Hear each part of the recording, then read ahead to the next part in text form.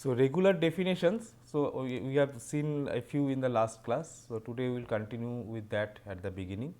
So, definition, each definition for we have got a corresponding regular expression. For example, this D1 has got a regular expression corresponding to it, which is R1, D2 has got R2. So, we generally write it in this format D1, then one arrow and then the corresponding regular expression.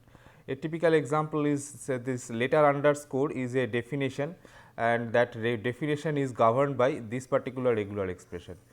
And as we have seen in the definition of regular expression, so this is A or B or up to capital Z, then small a, small b up to this should be small z, not big Z. So, this should be small z and the underscore character. Then the digit is another definition is 0, 1, 0 or 1 or 2 or something up to 9. Then ID and identifier is another definition, which is composed of the previous two definitions like letter underscore followed by letter underscore or digit whole star. So, the definition says of this identity ID, this definition says that any character stream that matches this particular definition should start with a letter or underscore character. That is, if you substitute this right hand side of this part here. So, what you get is A or B or Z or underscore character followed by these characters or digits. So, so this part, this whole thing is actually something like this. So, this is A or B or Z or A or B up to small z, then you have got the underscore character.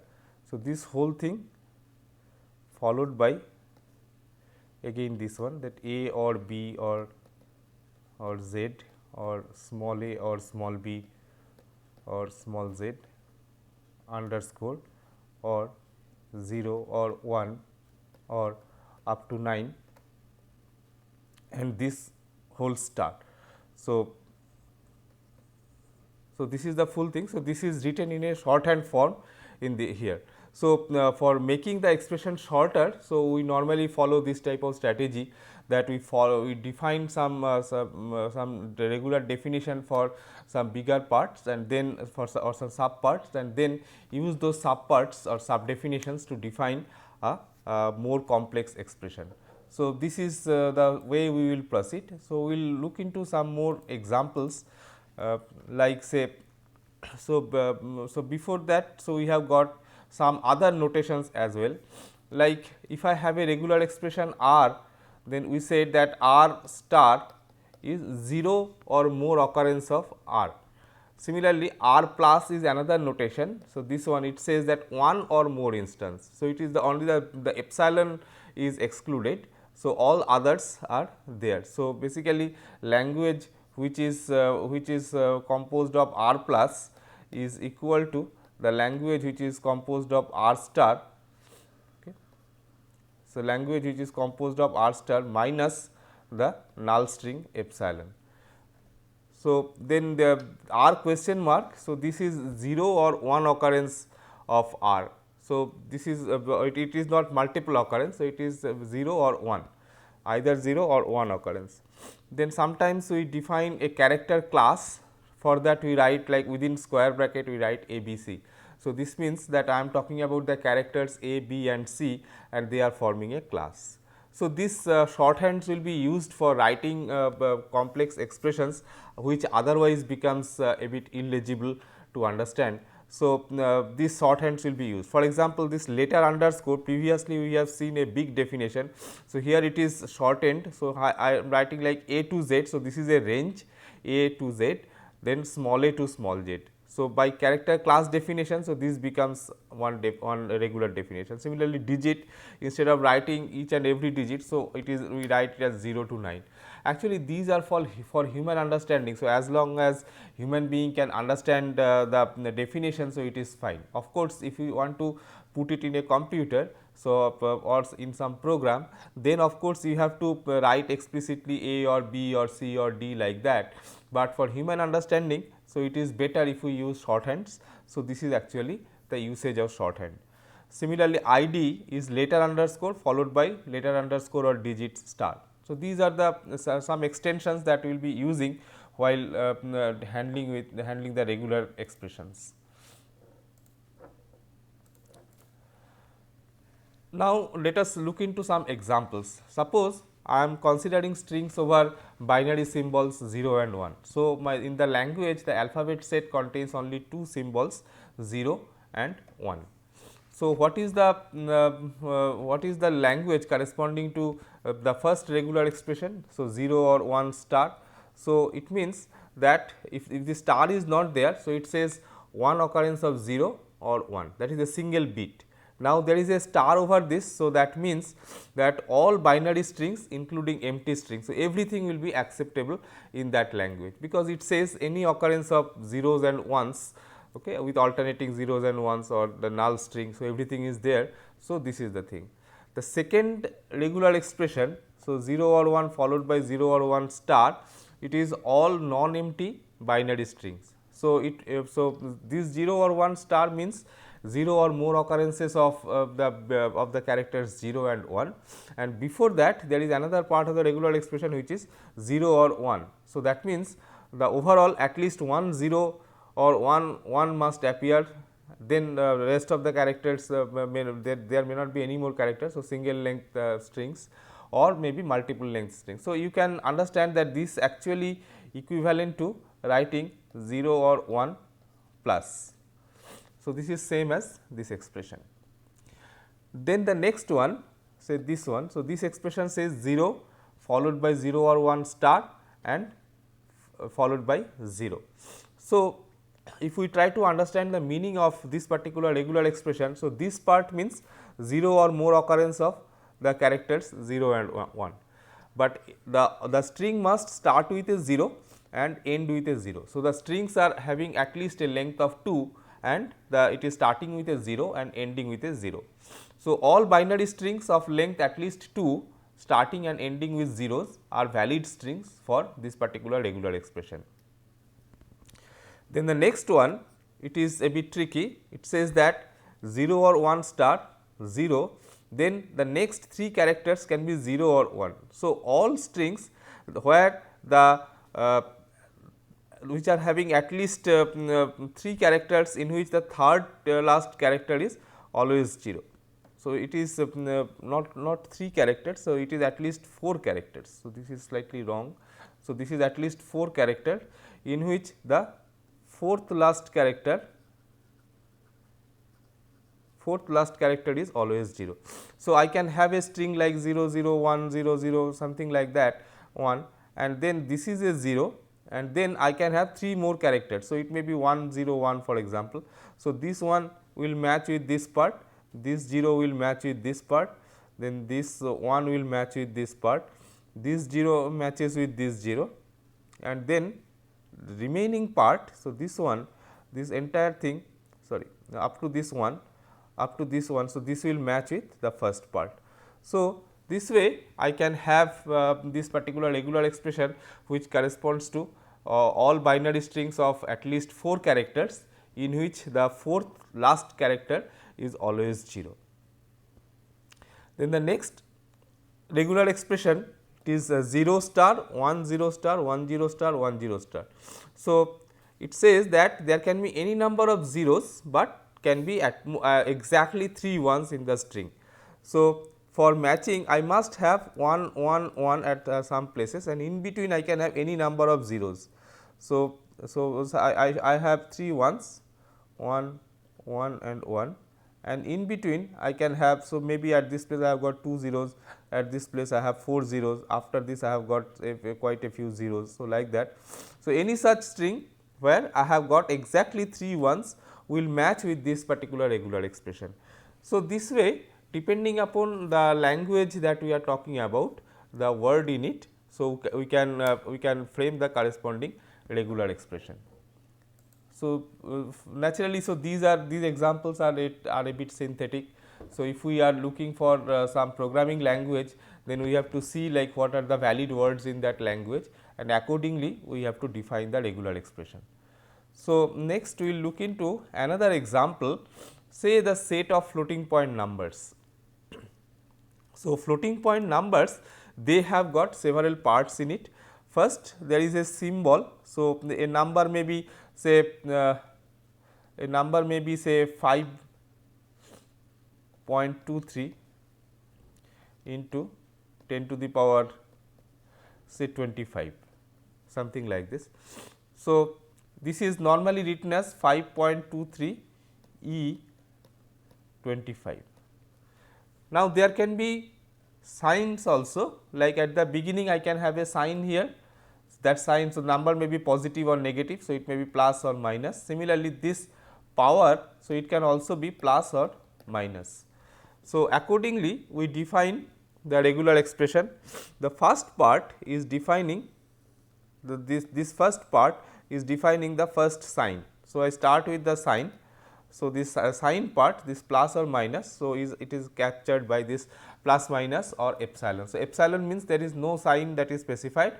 So, it is taken as a plus number.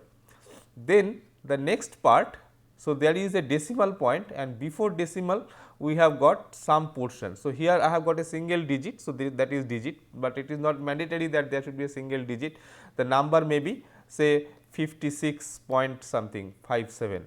So, this 56 will be captured by digit followed by digit star 2 digit, and then this dot character is there. So, this dot appears, and after that I can have the fractional part of the expression. So, this is digit followed by digit star or epsilon. So, fractional part may or may not be there. So, it can be that I may have say I may have minus 5 E 25. So, it may be there. So, at that point I do not have after 5 any digit. So, there is no fractional part, or the number may be 5 minus 5.25 E 27. So, that way this 0.25 has to be captured. So, 0.25 will be captured by this part, and here nothing is there. So, that is captured by the epsilon part. So, this is there. Then the E character must be there, the 10 to the power, that exponent part. So, the E character must be there. So, that E is there. Then after that this exponent may have a signature, may have a sign or may not have a sign. So, if there is a sign, so it may be plus or minus. If there is no sign, it is captured by this epsilon, followed by again number. So, there must be at least one digit, or there can be multiple digits. So, this whole thing can be there, or this E part may be totally absent. I may also like to represent a number like 5.45 without any exponentiation part, this 10 power part. So, this part may be totally absent. So, that is captured by this epsilon. So, this way this entire expression is taking care of the situation that set of floating point numbers in some programming language. So, it may be captured by this particular regular expression. So, you can formulate other regular expressions depending upon the words that are allowed in the language, and accordingly come up with the recognizer for them. Now, how do you recognize the tokens? So, starting point is the language grammar to understand the tokens. So, what are the tokens in the language? So, that for that we need to look into the grammar of the language. For example, this is some hypothetical language where we have got this if then else statement. So, this statement, okay, so we will see later when we go to the parser chapter. So, this is this particular so words which are not some words in the programming language. So, they will be called non-terminal symbols. So, this non-terminal statement it is producing this terminal symbol if followed by some expression, then the terminal symbol then, and then another statement. So, if expression then statement, out of this if and then they are tokens of the language, because they are some they correspond to some valid pattern that we have in our valid lexeme that we have in the program that we take as input. Similarly, if in the second one, if then and else, they are the three patterns that are accordingly I should have corresponding tokens, and or epsilon. So, statement may be if expression then statement, or if expression then statement else statement, or epsilon. Similarly, an expression, so I expect a conditional expression, okay, for the if then else statement. So, this is some term followed by some relational operator and another term, or it may be a simple term where term is actually an identifier or it is a number. So, I can have a statement like if A greater than B, then some statement maybe x equal to y plus z, else x equal to y minus z. So, here this if will correspond to this token this the lexeme in the input text file I have got this thing. So, this particular input stream portion, so they will give me the token if. Similarly, this part will be reduced to expression, and how is it reduced? So, you see that this is coming as term relational operator is this greater than, and this B will be term, and this term will be represented by the identifier A, and the second term will be represented by the identifier B. So, this will be more clear when you go to the parser chapter, but essentially what we want to emphasize at this point is to identify the tokens of the language. So, we have to start with the grammar of the language, and then from there we can see like what are the important tokens that can come, and accordingly we can proceed. So, the next step is to formalize the patterns. So, what are the patterns? Like we have to give the definition, like digit is anything a range 0 to 9, the characters 0 to 9. So, they form a digit. Then we can put another definition digits, which is digit plus, that is one or more occurrence of digit. Then number is defined as a digit, it must have at least one digit, and then dot digits and question mark. So, digits and question marks. So, this part will mean that so 0 or more occurrence of digits. So, it may be 5.9. So, in that case this point dot digit. So, they will match with this part, and sometimes I may write simply as 5. So, there is a integer number. So, there is no fractional part. So, this question mark will mean 0 or 1 occurrence of digit, and after that I can have I will have E, the exponentiation, then there may be a question mark and this plus minus. So, occurrence of plus symbol or minus symbol, and then digits. So, this should be digits. Okay. So, I can have more digits there. So, this way I can actually this should be capital D, capital digits. Okay. So, this should be, so this way I can we have already explained the floating point number. So, on the same line this number may be defined.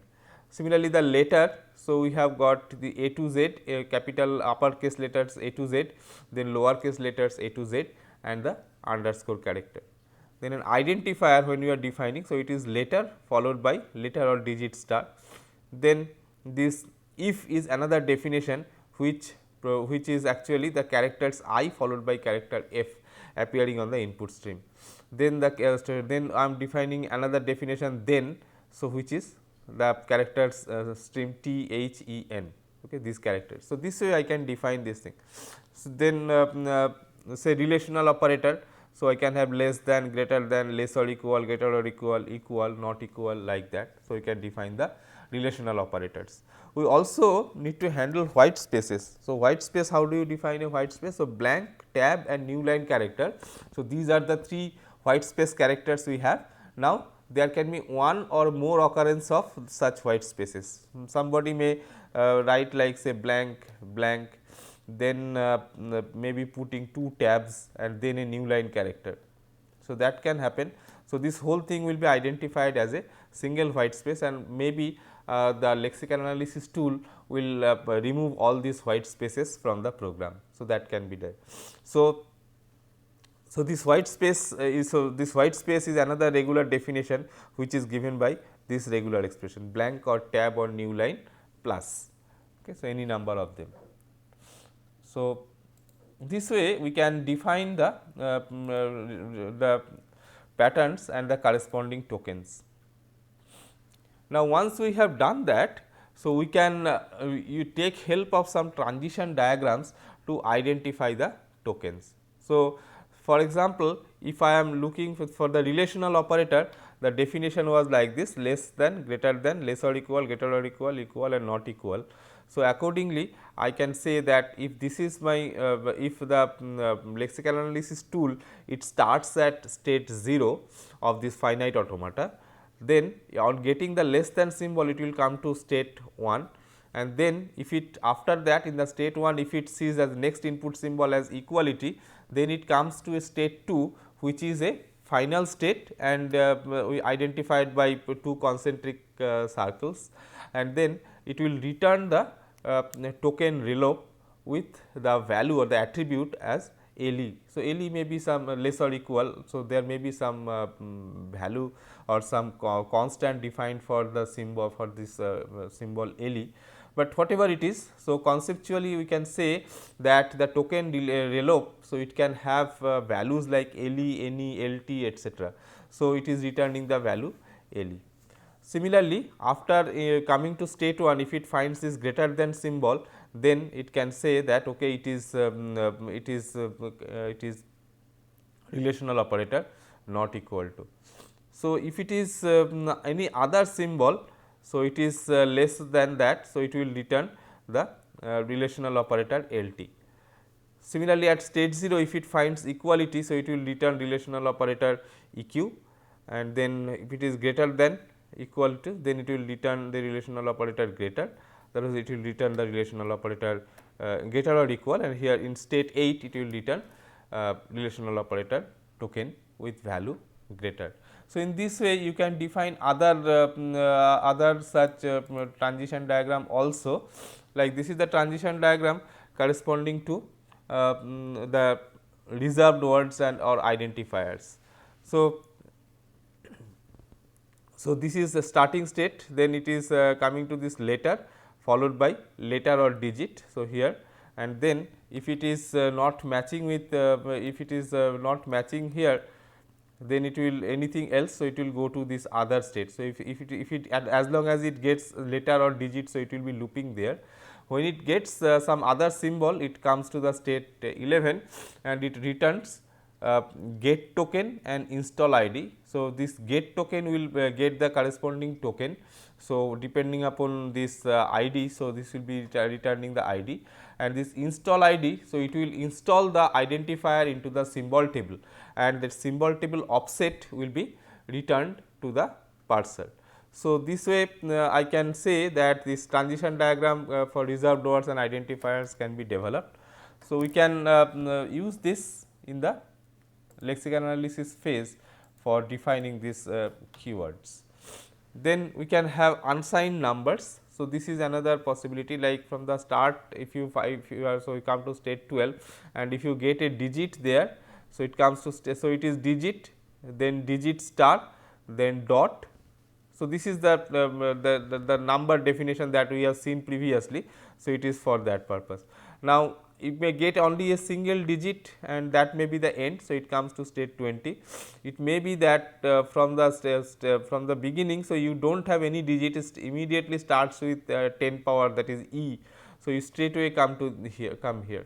So, this way we can represent the valid unsigned numbers in the language in terms of a transition diagram. So, regular expression is a definition for the tokens that we have in the language. Then their implementation can be in terms of transition diagram, and once you have got a transition diagram, so you can realize it by means of some program, or you can realize it by means of some automata. So, this is some sort of automata, because I have got a number of states and transitions between them. So, that defines one automata. So, we can use that symbol, that technique. Next, for white space, so it is delimiter followed by any number of delimiters, and any other symbol it will come to state 24, where it will return the token delimiter. So, this or white space. So, this is what this delimiter is, this white space transition diagram may be developed like this. We can so in this way, so these are a few examples only. So, for depending on the programming language that we are handling, so we have to see what are the different regular definitions, and accordingly we have to do it. Now, architecture of a transition diagram based lexical analyzer tool. So, this is just a typical example. Okay. So, how can we develop a corresponding code? Okay. So, this token get reloc. So, this is the relational operator for the relational operator part. So, it will do it like this. So, it will first it will return a new relational operator as the token. So, while now it will read the characters until a return or failure occurs, and depending upon the state. So, it is case 0. So, this relation actually we need to consult this relational operator table, relational operator transition diagram. So, this one.